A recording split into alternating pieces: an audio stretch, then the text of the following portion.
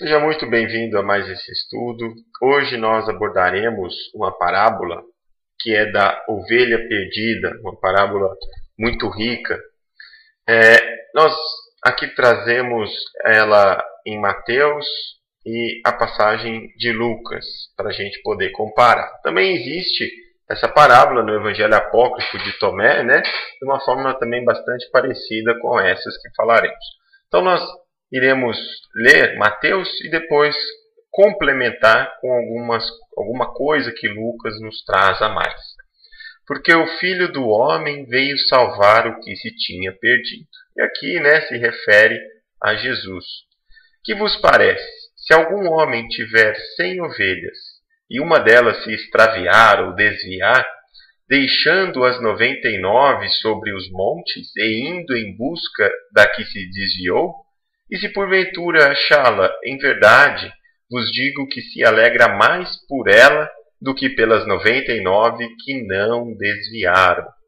Assim também não é vontade de vosso Pai que está nos céus que um destes pequeninos se perca. Então aqui a gente vai começar pelo 100. Esse número 100 que está nas três passagens, nos três evangelhos, é um número simbólico que representa a totalidade, então, de todas as ovelhas, totalidade, em sua totalidade. Mateus utiliza-se do se extraviar, no sentido de desviar. Lucas já utiliza-se de perder. O contexto é o mesmo, Nós buscando a casa do Pai, nos desviamos, perdemos a rota ou sofremos a derrota, que é a fora de rota deste caminho. E então Jesus vem especificamente para estes, para poder ajudá-los. Nós veremos uma outra passagem de Lucas que fala melhor sobre isso, a retornar à casa do Pai. Então ele fala que se uma dessas ovelhas se perder, extraviar, desviar do caminho, o pastor ele deixa as outras 99 sobre os montes ou no deserto, como está lá em Lucas, para buscar essa ovelha. E isso era um fato cotidiano, porque se a gente imaginar a Palestina, é uma região com colinas, buracos, pequenos desertos. Então era a situação cotidiana daquelas pessoas a quem Jesus falava. E aí, Lucas, ele vai um pouquinho além a mais aqui. Ele fala assim, quando esse pastor achar a ovelha, ele a coloca sobre seus ombros, jubiloso. Então aqui ele mostra um pouco o sentimento, o carinho para com a ovelha desgarrada. E ainda quando o pastor chega lá na casa, ele convoca os amigos, vizinhos, porque fica muito alegre. E aí ele fala que estava tão... Alegrai-vos comigo, porque já achei a minha ovelha perdida. E isso aqui é muito parecido com a parábola do filho pródigo, a alegria que Deus tem ao ver um filho retornar à sua casa. Então traz o mesmo sentimento, a mesma emoção que Deus tem ao receber alguém que estava desviado ou derrotado ou perdido nesse caminho. Depois, em Mateus, no finalzinho, também encontramos algo muito importante. Não é vontade de vosso Pai que está nos céus que um destes pequeninos se perca. Então aqui é algo que é muito discutido, dependendo da denominação religiosa, sobre o número dos salvos em relação ao dos perdidos. Cada denominação tem um ponto de vista, uma interpretação, nós não vamos discutir esse ponto. Mas o que eu gostaria de ressaltar aqui e mostrar que está evidente, está claro no texto, é que a vontade de Deus é que nenhum destes pequeninos se perca. E essa vontade de Deus é lógico que ela vai refletir diretamente ou indiretamente nas leis que regem, que suportam todo o nosso universo, nosso cosmos.